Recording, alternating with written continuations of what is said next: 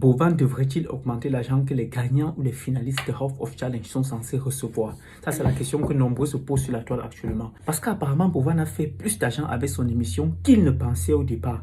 Mais est-ce que c'est la vérité? Vous devriez comprendre une chose, de la même façon que personne d'entre vous, d'entre nous, ne s'attendait au fait que son émission n'explose comme ça. Boban lui-même ne s'attendait pas à ça. Et sachez que Boban, c'est une personne qui travaille du tic au tac et qui improvise beaucoup en fonction de comment les choses évoluent. Je vous donne un exemple très simple.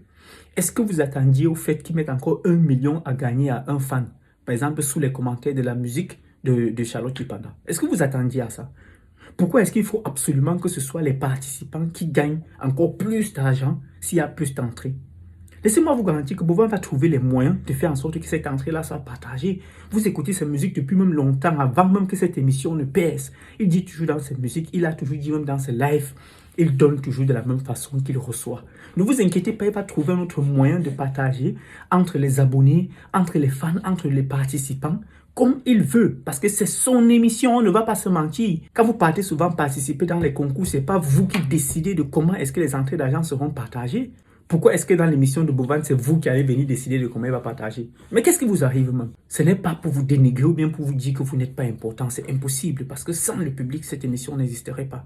Mais je vous appelle juste à faire confiance à un jeune Africain qui a eu une idée et qui est en train de développer cette idée-là. Faites-lui confiance. Et vous-même, vous voyez, House of Challenge est en perpétuelle amélioration. C'est en perpétuel remaniement. Vous avez par exemple vu, il y a beaucoup d'artistes qui sont arrivés au lieu, qui sont arrivés à la maison, qui sont arrivés à la villa, alors que dans d'autres pays, on n'a pas vu des artistes arriver à la villa. Ça veut dire que la prochaine fois, peut-être ce sera au Burkina Faso, peut-être ce sera au Togo. On verra également des artistes burkinabés, des artistes togolais arriver dans la maison, arriver dans la villa. Alors faites tout simplement confiance aux jeunes talents, génies, prodiges africains des temps modernes, Bovan, et vous ne serez pas déçus. Voilà les gars, calmez-vous, c'est doucement, doucement. Vous ne pouvez pas attendre de lui qu'il réfléchisse comme Albert Einstein.